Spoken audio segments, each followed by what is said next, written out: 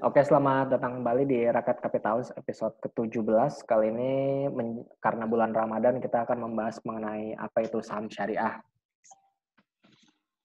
Hari ini biasa ada Julio, Sigma, Dia, dan gue sendiri Farhan.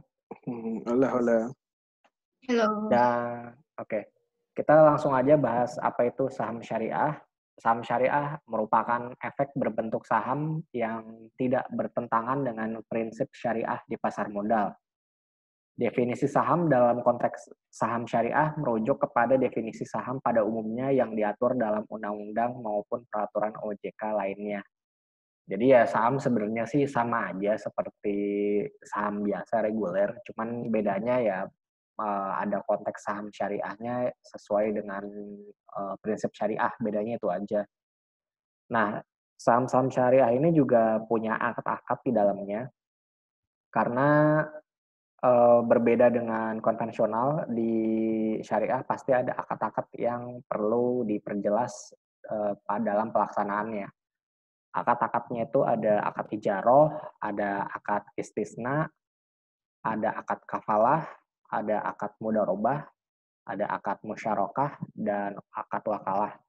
Mungkin bagi kalian yang baru pertama kali dengar ini apa ya sebenarnya akad-akad ini, kita coba akan jelasin secara sederhana satu persatu dan mungkin ada yang banyak yang miss karena gue juga bukan ahli syariah, jadi mohon dimaklumi dan kalau misalnya ada yang koreksi bisa dikomen di bawah kolom komentar ya.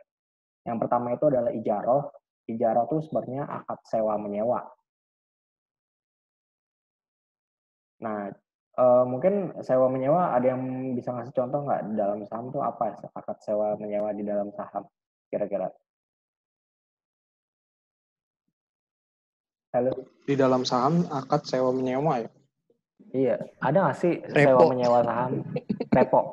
Iya kali. Iya itu sewa menyewa kan? Boleh deh. Dia kan ada kayaknya dia jatuhnya riba deh. Jatuhnya riba ya? Iya, Apa? karena kan dia bunganya Repo. kan maaf ya, bunganya kan besar tuh. Nah, di mana dia harus muterin cashnya, duitnya itu buat imbal hasilnya yang besar itu. Habis itu kedua kan kalau nggak salah yang maaf ya barang-barang yang direpoin ini kan saham-sahamnya kategorinya tanda kutip nih saham gorengan. Sedangkan saham-saham syariah itu ada kategorinya nih di saham syariahnya. Kalau nggak salah tuh utangnya itu di bawah 40% atau Nah itu nanti kita bahas, Ya, kita ya. bahas itu. Cuman kayaknya yang sewa gitu. Tapi menyewanya kalau ini singkatnya, Gimana? sih, ya secara singkatnya ijaroh itu dia pemindahan manfaat atas suatu barang tanpa diikuti kepemilikan. Oh jadi ya sebenarnya kan nyewa menyewa tuh barangnya tetap punya si orangnya kan, tapi Mungkin bedanya gimana? day trading gitu nggak sih? Day trading. Bisa nggak kalau one day trading? Jadi lo beli pagi, jual sore kan itu lo cuma kayak mindahin, nggak mindahin. nggak ada kepemilikan kan? Oh iya bisa jadi sih, bisa jadi kayak gitu bisa jadi. Karena kan itu ibaratnya ya kita cuman kayak pindahin barang dari satu orang ke orang lain, udah gitu aja kan. Iya, Nggak, makanya bahkan nggak pindah. kalau misal buka akun syariah, kalau nggak salah one day trading itu juga nggak bisa. Masa? Oh gitu. Iya, coba aja buka, kan ada tuh sekuritas yang punya apa sih namanya akun syariah kan, saham syariah. Emang nggak bisa lah on day trade? Coba aja. Setahu gue Enggak, nggak bisa ya. Oh, setahu lu nggak bisa. Cuman gue belum pernah gue nggak pernah buka sih ya. Jadi gue nggak tahu one day trade tuh bisa atau enggak. Mungkin kalau ada yang punya pengalaman Bisa share ya. akun syariah ya bisa di share ya. So, kayak gimana gitu? Apakah bener nggak bisa one day trading atau gimana? Karena jujur di antara kita semua nggak ada yang punya akun syariah ya. Iya. Iya. Nah selanjutnya kita bahas istisna. Kalau gue nggak salah nyebutnya ya. Itu adalah akad jual beli dalam bentuk pemesanan pembuatan barang tertentu dengan kriteria dan persyaratan tertentu yang disepakati antara pemesan, pembeli, dan penjual. Ya, sebenarnya ini apa ya? akad jual beli pakai pesanan sih, kayak bikin reksadana apa ya? Ada kan kayak gini. Jadi kriterianya sesuai sama kesepakatan antara orang yang mau investasi sama yang punya reksadananya. Iya nggak sih? Iya KPD ya, kontrak pengolahan dana ya jatuhnya ya. Atau kalau misalnya saham gue kurang tahu, tapi yang kalau reksadana sih jelas ini mirip kayak kontrak pengolahan dana sih. Iya. Iya bisa jadi sih. Nah selanjutnya kita bahas mengenai kafalah. Ini jaminan yang diberikan oleh penanggung kafil kepada pihak ketiga untuk memenuhi kewajiban pihak kedua atau yang ditanggung. Jadi si penanggung ini punya jaminan yang diberikan kepada pihak ketiga untuk memenuhi kewajiban kewajiban pihak kedua atau yang ditanggung. Ini apa ya jatuhnya ya? Kayak KP nggak sih? Bingung gue nih.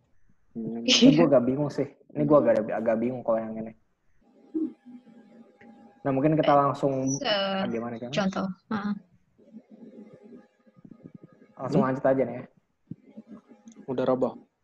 Nah, kita lanjut aja ke mudharabah. Ini mudharabah ini akad kerjasama suatu usaha antara dua pihak, di mana pihak pertama syahid mal menyediakan seluruh modal, sedangkan pihak kedua bertindak sebagai pengelola. Keuntungan usaha dibagi-bagi di antara mereka sesuai dengan kesepakatan. Nah ini reksadana nih. Ini jelas reksadana banget. Jadi kan kalau reksadana itu kan misalnya kita buka rekening. Ya buka rekening di reksadana. Nah itu kan si pihak itu kan menyediakan seluruh modal, si investornya menyediakan seluruh modal. Nah si pihak kedua atau si manajer investasi ini pelaku pengelola, dan keuntungan itu kalau misalnya ada keuntungan saham segala macam dibagi bersama sesuai dengan kesepakatan. Dan kalau misalnya ada fee itu juga disepakatinya di awal, ya kan? Kayak gitu kan kira-kira. Iya. Oi. Sorry, mau nambahin yang kafalah tadi itu kayaknya mungkin mirip kayak margin trading kali ya.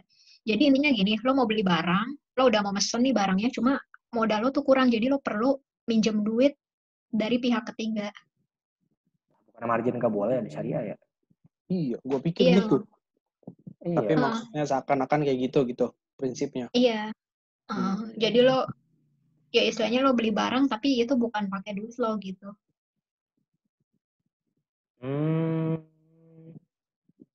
Kayaknya nggak boleh deh, kalau margin. Serius deh. Itu cuma contoh aja kok. Contohnya apa? Contoh aja. Contoh aja. Konsepnya kayak gitu. Konsepnya kafalah tuh kayak gitu. Kira-kira. Oke. Memenuhi kewajiban pihak kedua. Masih belum ini banget sih sama bahasanya. Nah, yang selanjutnya kita bahas musyarakah. Ini pembiayaan berdasarkan akad kerjasama antara dua pihak atau lebih suatu usaha tertentu, di mana masing-masing pihak memberikan kontribusi dana dengan ketentuan bahwa keuntungan dan risiko akan ditanggung bersama sesuai dengan kesepakatan para pihak. Ini ada nggak ya kayak gini? Kayaknya nggak ada ya. Pembiayaan berdasarkan akad antara dua pihak. Soalnya keuntungan dan risiko ditanggung bersama. Kayaknya nggak ada sih, tahu gue. Tahu gue nggak ada deh. Nggak ada. Kalau crowdfunding nggak kayak gitu ya? Iya, enggak. Ya keuntungan. Ya kerugian yang ditanggung sama si itunya. Crowdfunding. Ini kan kita bahasnya dalam konteks saham syariah sih. Oke.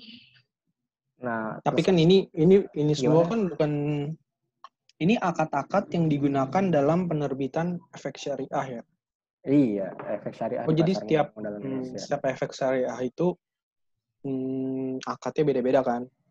Nah, tapi kalau beda-beda. Ya, kalau saham bukan bisa pakai akad ijarah, bisa. Iya, bukan kan? Bukan berarti semuanya harus pakai ini, bukan berarti kayak gitu. Enggak. Ini cuman istilah-istilahnya aja yang mungkin bisa ada di saham atau reksadana atau instrumen pasar modal yang lain. Iya, betul. Gue sih itunya gitu ya, menginterpretasikan begitu. Terus yang wakalah yang terakhir, ini pemberian kuasa dari pihak kuasa atau mewakil kepada pihak penerima kuasa dalam hal yang boleh diwakilkan, di mana penerima kuasa tidak menanggung risiko terhadap apa yang diwakilkan. kecuali karena kecerobohan dan wan prestasi. Ini apa ya contohnya ya? Ya, Memberi pemberian kuasa. dari ya mungkin kita skip dulu. Jangan jelas yang Ya pokoknya ini adalah seperti ini gitu ya. Pokoknya yang pasti, bukan yang pasti sih, sebagian besar praktik syariah di pasar modal itu pakai mudharabah sih. Sebagian besar tuh pakai ini. Sebagian besar. Yang sebagian besar pakai mudharabah. Jadi ada yang pengelola, ada yang investor gitu. Ya, ada yang pengelola, ada investor, keuntungan dibagi bersama sesuai dengan kesepakatan awal. Itu yang rata-rata dilaksanakan di syariah tuh ini sebenarnya. Kita langsung lanjut aja. Persyaratan saham syariah. Nah, ini seru nih. Yang pertama, emiten tidak melakukan kegiatan usaha sebagai berikut. Yang pertama, A. Perjudian dan permainan yang tergolong judi. Itu jelas ya. Jadi macam model saham. Ada nggak sih saham judi di Indonesia? Nggak ada ya? Kayaknya hampir nggak ada kali. Mungkin. Nggak ada ya? Nggak tahu persis. Karena judi juga di sini dilarang. Iya. Tahu gue sih. Jadi yang ada Betwin kalau di Real Madrid. Betwin. Ya macam-macam sih sebenarnya. Nah, selanjutnya adalah perdagangan yang dilarang menurut syariah. Antara lain, perdagangan yang tidak disertai dengan penyerahan barang atau jasa. Nah, ini gimana ini? Ya ini perdagangan, tadi one day trading nggak bisa. Iya tadi. One day trading. Netting. Iya. Oh, enggak ini short sell gua rasa. Tapi ini emitennya loh, emiten tidak melakukan kegiatan usaha. Oh iya. Bukan praktek. Ini bukan prakteknya. Ini emitennya nggak boleh. Barangnya tuh sorry. nggak disertai penyerahan barang. Jadi barangnya tuh harus ada gitu loh. Kalau syariah tuh kayak gitu. Contohnya tuh apa ya? Kalau yang umumnya kayak gimana ya?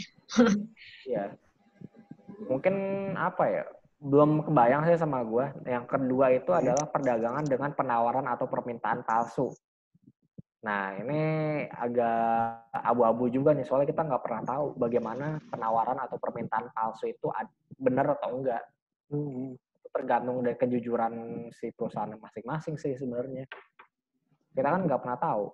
Yang ke-state di laporan keuangan kita nggak tahu kan gimana itu perdagangannya, disertai barang atau enggak, penawaran atau permintaan palsu atau benar atau enggak. Itu benar-benar, ini persyaratan ini agak abu-abu sih menurut gue ya, agak abu-abu. Karena itu bisa dilihat langsung kalau kita tahu prakteknya sih. Nah, betul. Cuma kalau cuma tahu bidang usahanya doang kayaknya nggak ketahuan. Nggak ketahuan, soalnya kita nggak mungkin, kita kan cuma tahu kan itu laporan keuangannya kayak begitu gitu.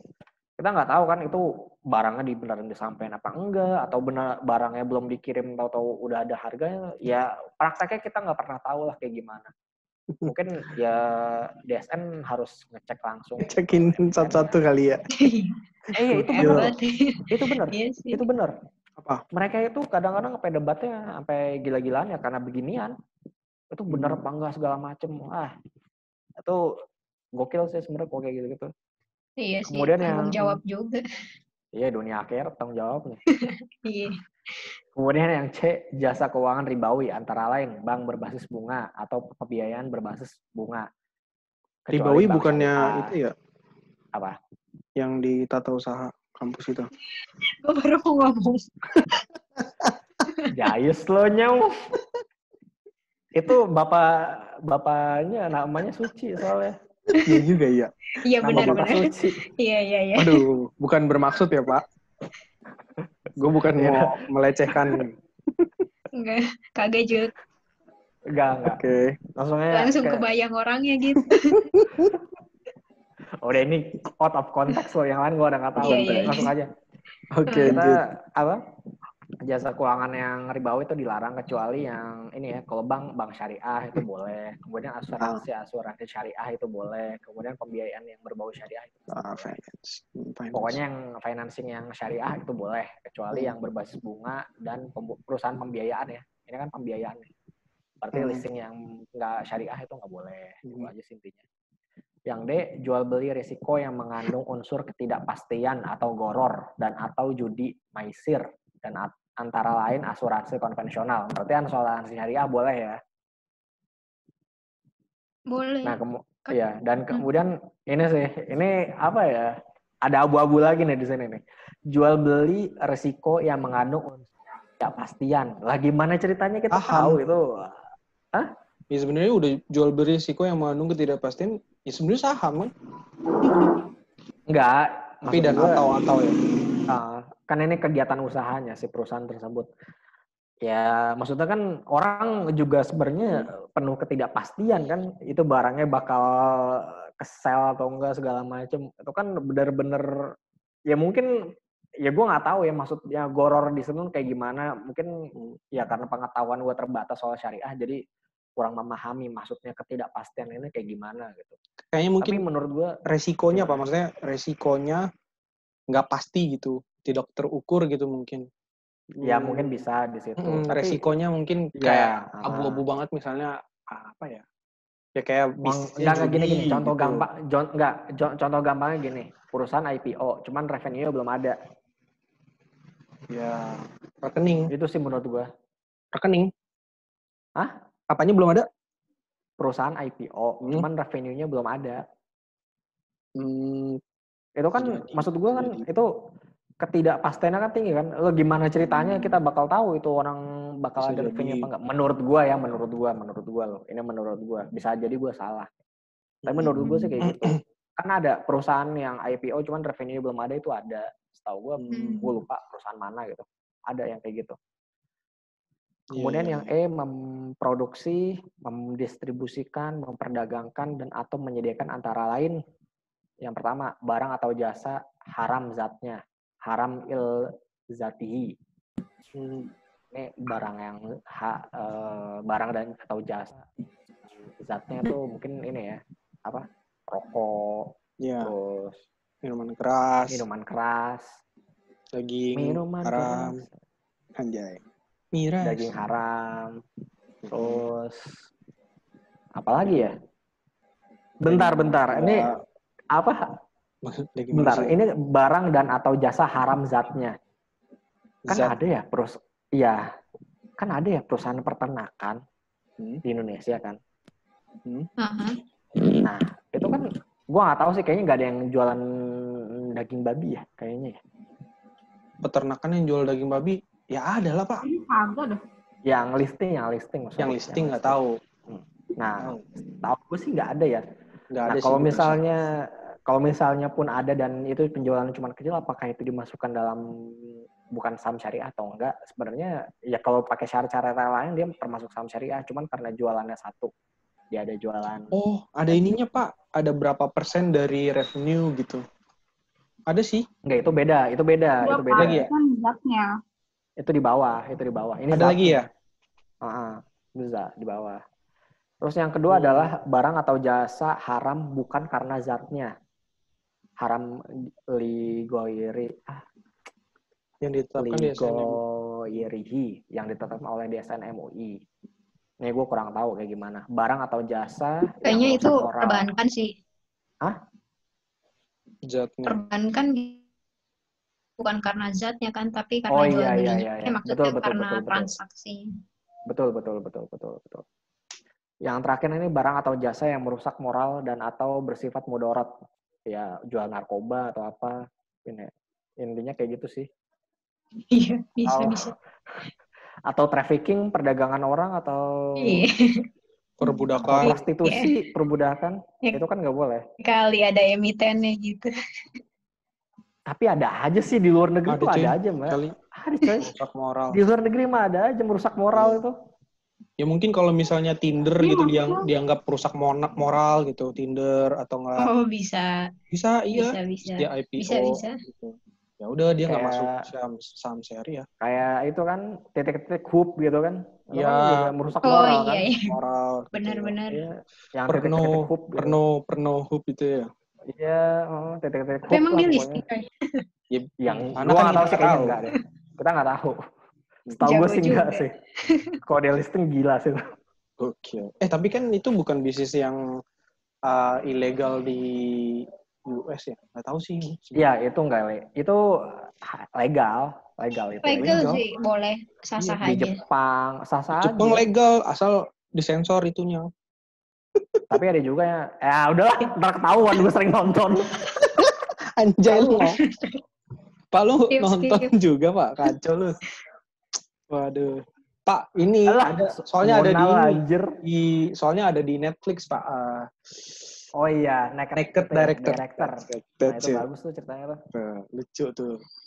Lucu tuh, ceritanya Naked Director. Iya. Tapi Disensor. dibahas film. Wah, nggak seru nih disensor. Akhirnya unsensor. Itu Jadi ternyata. kita bahas yang selanjutnya ya, jadi ngaco deh. Yang itu selanjutnya adalah melakukan transaksi yang mengandung unsur suap. Nah ini abu-abu lagi nih. Kita nggak pernah tahu transaksi yang dilakukan perusahaan itu mengandung suap apa enggak. Ya, iya, mungkin dia ada mungkin emitennya nyuap petugas pemerintah untuk dapat izin. Kenapa dia? Yang orang mau nyuap mana mau bilang-bilang kan? Iya. Misalnya nih gue mau biar lancar ya.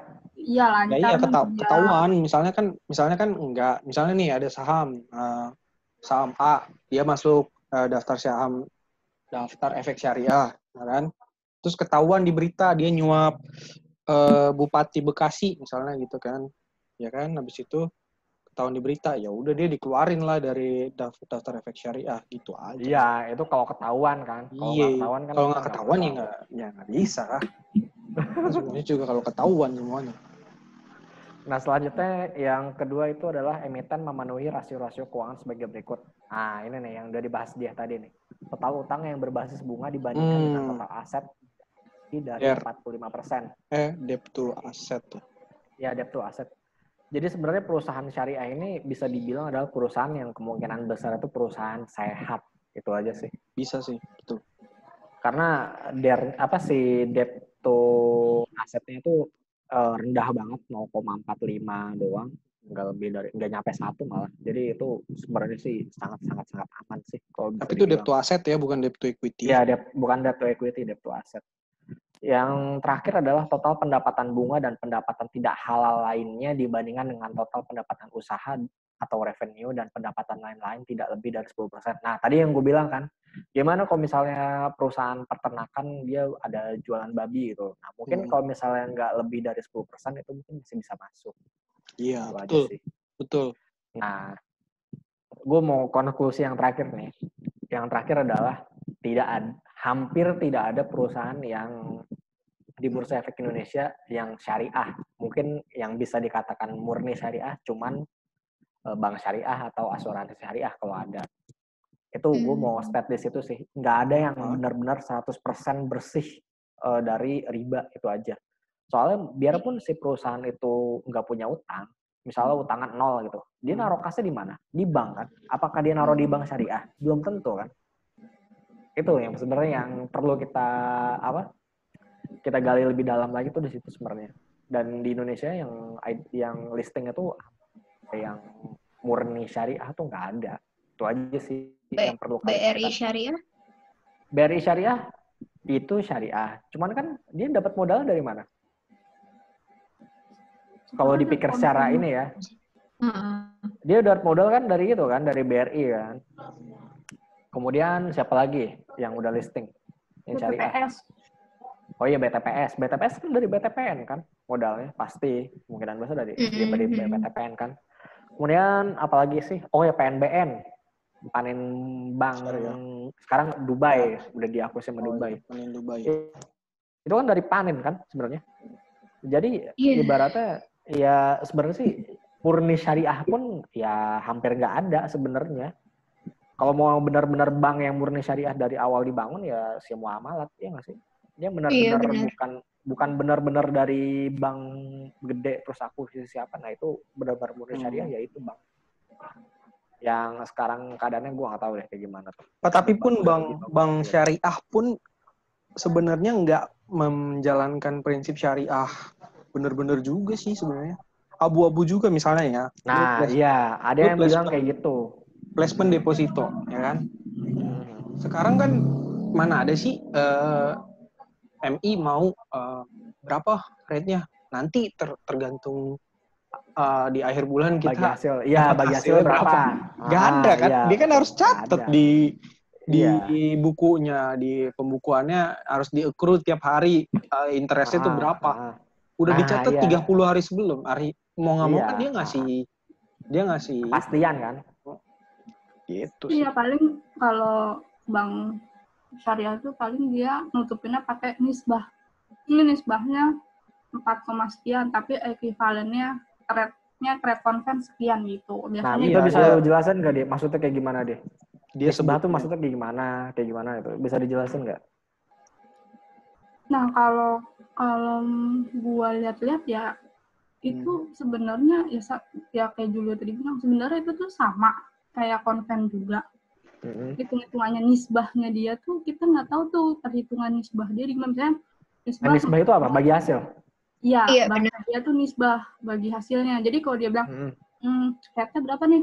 Nisbah sekian, ekuivalen 90% gitu. Ekuivalen itu misalnya sekian, ekuivalen itu konvennya bunga. Coba pakai angka deh, pakai angka biar orang ada bayangan. Pakai angka coba deh. Misalnya gini ya. Misalnya nisbah 4,5 gitu. Bagi hasil 4,5%. Ya, ekuivalen sama dengan ekuivalen misalnya 7 gitu. Kayak gitu. Jadi nisbah menurut dia itu 4,5, ekuivalen 7% itu 7 itu rate konven itu rata-rata 7 gitu. Jadi rate yang kita dapat tuh 7 sebenarnya gitu. Nah, gue nggak tahu tuh pembagian dia di ekuivalennya sekian tuh gimana gitu. Nah, kan itu ada selisih, kalau ekuivalen 7%, nisbah dia 4,5%, berarti ada selisih 3% kan di situ? Iya, yang gue hitung-hitung sih selalu ada selisih. Nah, gue nggak tahu tuh, gue tuh takutnya hitungan nisbah dia di ekuivalennya misalnya jadi 7 tuh gimana, kan itu internal dia kan. Tetap pokoknya kita dapat ya 7 gitu. Jadi kalau dia bilang nisbah sekian, kita harus tanya rate-nya yang pasti berapa gitu. Tetap aja fix. Harus fix sekian. Iya. Ya, jadi kedesak juga dia. Maksudnya dia nggak ada opsi juga buat menjalankan itu karena nasabahnya tetap minta ya yang fix rate itu depositonya. Nah itu ya gambaran prakteknya syariah tuh kayak gimana, nah kayak gitu kira-kira. Jadi ya kalau misalnya kita bilang teori ya gampang, orang bicara teori bilang syariah bla bla bla bla bla. Kalau misalnya di prakteknya ya itu nggak bisa dijalankan 100% juga, iya kan? Kalau udah nyangkut apa bisnis, iya nggak sih? Betul. Masih kalau menurut gue juga masih abu-abu praktek syariah di Indonesia sih. Nah iya itu masih abu-abu. Tapi emang sih Indonesia itu menurut seminar yang udah pernah gue ikutin lebih hati-hati dibandingkan sama Malaysia. Lebih hati-hati. Ada yang bilang kayak gitu. Iya, Indonesia tuh masih lebih hati-hati dibanding Malaysia. Malaysia itu kayak ada yang bilang contohnya gini, kayak red wine tuh dihalalin. Oh iya. Iya, contohnya tuh kayak gitu ibaratnya. Kalau di Malaysia tuh kayak red wine tuh dihalalin, semacam kayak gitulah kira-kira. Praktek-praktek yang non syariah tuh bisa dibilang modifikasi jadi syariah. Nah itu prakteknya gue nggak tahu kayak gimana. Ada yang bilang kayak gitu. Gue sih sendiri. Karena mungkin masyarakat Indonesia bisa gue bilang ya mungkin lebih mengedepankan ya lebih representatif. Maksud gue lebih menganut nilai-nilai Islam gitu, lebih kuat mungkin daripada penduduk Malaysia kali gitu menurut gue. Ya sebenarnya sih kalau misalnya kayak gitu sih sama aja ya. Namanya Melayu sih ya sama-sama konservatif lah kalau gue bilang. Kecuali ini ya Muslim di Singapura mungkin agak beda. Mungkin agak moderat kalau dia. Indonesia sebenarnya kalau dibilang konservatif banget sih enggak ya. Kita agak cenderung konservatif, agak ya moderat-moderat lah. Enggak konservatif amat gitu kalau bisa dibilang. Makanya juga kalau misalnya syariah ya udah jalan aja lah ibaratnya kayak gitu kan. Abu-abu ya abu-abu aja gitu. Nggak ada yang protes atau kayak gimana. Iya, maksudnya iya syariahnya juga kepecah-pecah gitu loh. Nggak yang full. Benar-benar full, ada yang ya agak liberal, ya banyak sih maksudnya. Mungkin di sana juga kayak gitu. Ya pasti di sana kayak gitu juga, nggak mungkin kayak gitu-gitu juga. Karena sebenarnya udah kalau ngikutin konsep syariah, pure syariah, ya udah maksudnya mengorbankan sisi bisnis itu udah pasti gitu. Ya betul. Udah pasti. Jadi ya yang susah diterima mungkin. Itu yang di toleransi itu sih menurutku. ya. Jadi ya intinya ya saham pure murni 100% syariah itu hampir dipastikan nggak ada ya di Bursa Efek Indonesia. Itu aja sih yang bisa di-state. Kalau murni syariah itu hampir nggak mungkin. Karena di antara kasnya, entah utangnya, entah apanya, pasti ada yang non-syariahnya. Makanya dikasih toleransi 10% untuk yang pendapatan tidak halalnya. Oke, langsung aja kita ke indeks saham syariah. Oke. Indeks saham syariah ini ada 3 di Indonesia. Ada Jakarta Islamic Index. Ini yang pertama kali diluncurin 3 Juli tahun 2000. Berisi 30 saham. Ya mirip LQ45, cuman dia versi syariahnya. Kemudian ada indeks saham syariah Indonesia. Ini diluncurin 12 Mei tahun 2011. Ini isinya sekarang ada 446 saham. Tadinya sekitar 300-an. Tambah terus setiap tahunnya. Dan ada yang terakhir itu Jakarta Islamic Index 70 atau JI 70. Ini versi pengembangan dari Jakarta Islamic Index. Ini diluncurkan 17 Mei 2018 dan berisi 70 saham. Dan kalau kita lihat kinerja indeks saham syariah sejak tahun 2011, ini 2011 karena mengikuti dari ini ya, dari indeks saham syariah yang baru ada tahun 2011. Ini sebenarnya kalau kita lihat indeks saham ini ya, Infovesta ya, ISF ini ya. Infovesta Syariah Equity Fund Index ini minus 39,62%, yang warna abu-abu. Jakarta Islamic Index yang merah minus 0,78, dan indeks saham syariah Indonesia masih plus 15,45%. Yang jadi pertanyaan adalah kenapa Infovesta ini kayak begini? Mungkin gue bisa jawab sedikit karena kalau kalian ingat beberapa bulan yang lalu ada kasus Jiwasraya segala macam. Itu kan ada reksadana syariah juga segala macam. Nah, itu juga salah satu yang mempengaruhi, ngedrag kinerja dari si Infovesta Syariah Equity Fund Index ini.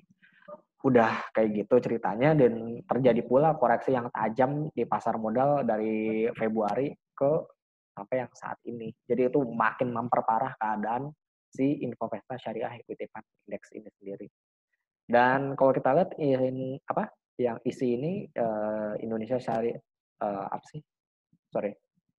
Indeks Saham Syariah Indonesia atau ISI ini masih aman 15,45% dari tahun 2011, masih untung lah, ibaratnya meskipun sempat turun-turun dan sempat menyentuh 60%, sekarang tinggal 15% atau turun sekitar 45% dari titik tertingginya ya. Tapi ya masih it's okay. Cuman kalau ditanya lebih baik mana kinerja indeks saham syariah dengan indeks konvensional, ya tentu saja indeks konvensional jawabannya, karena di syariah ini nggak ada bank yang nggak ada bank, kemudian itulah yang paling penting sih, nggak ada bank, karena bank itu kan nggak mungkin masuk di syariah, sedangkan bank sendiri itu bobotnya sangat besar di bank konvensional ya. Ya, bank konvensional itu bobotnya sangat besar di IISG maupun di indeks-indeks yang lainnya. Makanya kalau kita perhatikan nggak mungkin bisa indeks saham syariah itu berkembang sangat signifikan. Kecuali ada kecualinya nih. Ekonomi kita mulai bagus lagi dan mulai banyak perusahaan manufaktur ataupun perusahaan jasa yang lainnya yang berbasis bukan bank ya. Itu bisa kinerjanya bisa melaju cukup signifikan, mungkin indeks saham syariah Indonesia ini bisa akan terbantu ke depan. Yang terpenting adalah gimana caranya biar numbuhin perusahaan yang selain bank itu bisa tumbuh lebih cepat lagi daripada yang sebelumnya, karena itu penting banget untuk meningkatin kinerja indeks saham syariah. Kalau kita perhatiin ini indeks saham syariah ya nggak begitu fantastis lah bisa dibilang dibandingkan. Ada saatnya sih kayak nanti Pak. Kenapa? Ada saatnya shifting dari perbankan mungkin ke manufaktur gitu, yang top. Iya, ada saatnya. Tapi itu belum tahu kapan. Menurut gue ya, bank akan tetap memegang kendali saham porsi terbesar di IISG, karena meskipun nanti perusahaan manufakturnya jalan, mereka pasti tetap akan butuh bank. Menurut gue di situ. Itu yang ibaratnya yang akan terus banget. Tapi gini loh maksud gue. Dulu kan Telkom sempat di posisi yang atas, sempat posisi nomor 1 kalau nggak salah Telkom itu. Cuman karena banknya kinerjanya lebih oke lagi dari Telkom, ya kesalip si market cap si Telkom. Astra juga sempat masuk saham syariah waktu keadaan keuangannya bagus, pas keuangannya keluar dari saham syariah karena utangnya ya lihat di utangnya udah lebih dari, mungkin debt to assetnya udah lebih dari 0,45%. Nah selanjutnya kita mungkin akan membahas market preview bagaimana IHSG. Langsung aja. Kalau kita lihat di sini IHSG kemarin kan ini ya patternnya naik terus kemudian minggu ini turun, dan menurut gue sih minggu depan kemungkinan IHSG akan rebound kembali. Kalau kalian gimana menurut kalian? Kalau gue sih masih di area itu sih. 4 berapa itu? Iya. Oh, coba 4547. 4.500 sampai 4.700. Terus Julio? Iya. Menurut gini. Ibaratnya IHSG itu ya geraknya gitu-gitu aja. Iya. 44 itu tuh 4447. Iya, 4.500 sampai 4.700. Udah begini-begini aja udah marketnya. Kecuali kalau dia bisa lewatin 4.700, nah itu bisa beda lagi ceritanya. Menurut gue result belum semua kan? Result first Q belum rilis. Kayaknya Astra turun. Belum semua kan ya, tapi ya, belum. Yang udah tuh berapa Astra? Ya. Si Ali bagus ya Ali. Iya. Oh iya, Ali malah bagus ya. Ali bagus. Soalnya harga kan rebound tuh. Nah, jadi gimana kesimpulan untuk minggu depan? Kalau menurut gue sih, ini kita bukan bahas range harga ya, kita bahas mengenai bullish atau enggaknya minggu depan. Kalau menurut gue, ya karena itu kita udah tahu kan, pasti range-nya di sekitar situ kan. Kita bahasnya minggu depan tuh bakal bullish apa enggak. Kalau menurut gue, IHSG bakal bullish minggu depan. Kalau menurut lo? Sideways. Ini udah sideways. Bukan, iya. Ini udah sideways. Bukan sideways-nya. Iya. Tapi bener juga sih, maksudnya gini, kan kalau lu sebut gimana? Bullish, ya kan? Kalau lu sebut bullish, ya berarti dia ya memang trennya bullish gitu, Pak. Kalau lu sebut bearish, trennya bearish. Tapi lu jangan lupa juga bahwa sideways itu satu tren juga, Pak, gitu. Iya, maksud gua gini loh. Minggu depan maksudnya kan bullish itu maksud gua gini loh. Sebenarnya bukan bullish atau bearish berarti menguat atau melemah. Beda kayaknya. Ya, sama aja. Beda Pak. Bullish itu tren. Menguat tuh apa bahasa Inggrisnya? Udah lu. Intinya naik apa turun iya gitu kan. Gue naik sih kalau gue. Oke. Gue turun. Dengan tren sideways. Naik tipis. Dia turun. Sideways. Apa coba? Ya udah. Gue sama Sigma berarti naik. Julio sama dia turun ya. Iya. Dengan tren sideways gitu. Dengan tren sideways. Iya. Nah, meskipun lagi tren sideways, menurut gue pribadi ini mulai bisa coba kolek secara pelan-pelan saham-saham perbankan sih. Kalau gue melihat, gue dari BNI dulu, sepertinya ya, ini menurut gue sepertinya penurunan dari saham ini udah kayak gini aja. Mau turun lagi juga sepertinya agak susah. Udah gitu valuasi dia paling murah juga sih. PE, ya. PBV-nya. PBV-nya 0,5 kalau nggak salah. Bank 0,5. Bank paling murah. 0,5. Tidak paling murah sih, cuman di antara bank besar dia yang paling murah. Iya, iyalah. Iya begitu maksudnya, Pak. Apa? Si BNI sekarang supportnya di 3.750, resistannya 4.240. Menurut gue ini boleh lah dibeli. Menurut gue ya, nggak apa-apa dibeli secara pelan-pelan lah. Dan selanjutnya saham sejuta umat kita ada BRI. BRI juga udah segini aja 2.600, agak 2.580 sampai 2.600 kayaknya udah agak sulit lagi kalau untuk turun ke bawah, dan resistannya di 2.800. Kayak descending triangle. Kayak ya. Iya, bisa sih kayak gini ya maksud lo ya. Gimana sih pokoknya gitu. Iya ke bawah. Ya? Ya gitu. Terus yang bawahnya? Ya udah segitu datar. Bawahnya datar ya? Gitu kayaknya. Iya. Sotoy. Iya nggak? Oh gini. Iya gitu kira-kira. Gini maksud lo. Kira-kira Ini pattern bullish apa bukan sih? 25-an ya.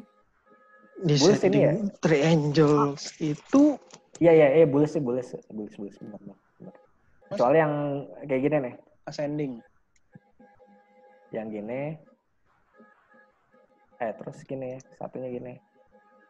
Nah, polanya kayak gini, ini baru base Pak, support apa sih? descending triangle itu bearish chart pattern sih. Iya, ini bearish maksud gua. Descending kalau descending. Iya, yang kayak gini kan resistensinya tetap sama, itu supportnya ascending. tetap naik. Ini pertanda bearish kalau ini. Secara teori. Yang satunya Pak, yang bearish. Ini gue lagi googling. Yang mana ini? Iya. Yang descending, yang bearish. Yang descending. Yang mana sih descending? Descending yang bawah, Pak. Menurut lo ini bakal beres berarti? Kalau gue baca di Investopedia, descending triangle is a bearish chart pattern. Gitu. Gue pernah baca beda dah. Nggak tahu sih. Ya whatever lah pokoknya itu. Itulah. Intinya ya penurunannya udah terbatas kok menurut gue pribadi. Dan paling kalau mentok pun si BRI ke 2440, tapi agak susah sih kalau segitu. Kalau segitu ya segini berarti lebih turun lebih dalam lagi. Ya menurutnya ya begini-begini aja lah. Dan saham BCA ini udah naik 26.775 tanpa kita sadari. Anjir, dan menuju ke 24.000 ya? 26.000. Enggak, sempat 24.000 nggak gue beli. Iya, sempat 24.000. Dan sebenarnya si BCA sih ya bullish ya sebenarnya. Udah masuk fase bullish untuk jangka menengahnya. Dan kita tunggu aja nanti. Jangka pendeknya. Kita tunggu aja nanti apakah nyampe 28.000 apa enggak. Menurut gue sih bakal nyampe 28.000 menurut gue. BCA. Ya kalau 28.000 ya di depan mata lah Pak itu mah. Iya, bakal nyampe ke situ maksud gue. Bakal di atas 30.000. Dan itu pertanyaannya. Itu aja sih saham-saham yang menarik ya untuk sementara dari perbankan dulu. Nanti kalau misalnya keadaan minggu depan udah agak berubah lagi, kita akan update lagi saham-saham yang lainnya. Sementara ISG ya seperti itu keadaannya, masih sideways untuk tren utamanya. Dan kalau minggu depan gua sama Sigma bilang akan naik. Dengan Sigma naik tipis. Whatever lah naik tipis. Bener lah Pak, dia nggak banget, nggak naik banget itu sebenarnya. karena lu harus naik atau turun, ya udah naik dia bilang. Naik atau turun ya udah. Jadi mungkin itu dulu dari Rakyat Kapitalis. Gue Farhan, Julia, Sigma, dan dia pamit undur diri. Jangan lupa untuk follow Twitter kita di Rakyat Kapitalis. Kalau ada pertanyaan bisa email kita di rakyatkapitalis@gmail.com. Jangan lupa dengerin podcast Spotify kita di Rakyat Kapitalis. Dan like dan subscribe dan komen di YouTube channel kita. Komennya yang sopan ya, jangan yang nggak sopan. Oke. Dan demikian untuk Rakyat Kapitalis episode ke-17. Kita akan berjumpa kembali minggu depan. Bye-bye. Ciao.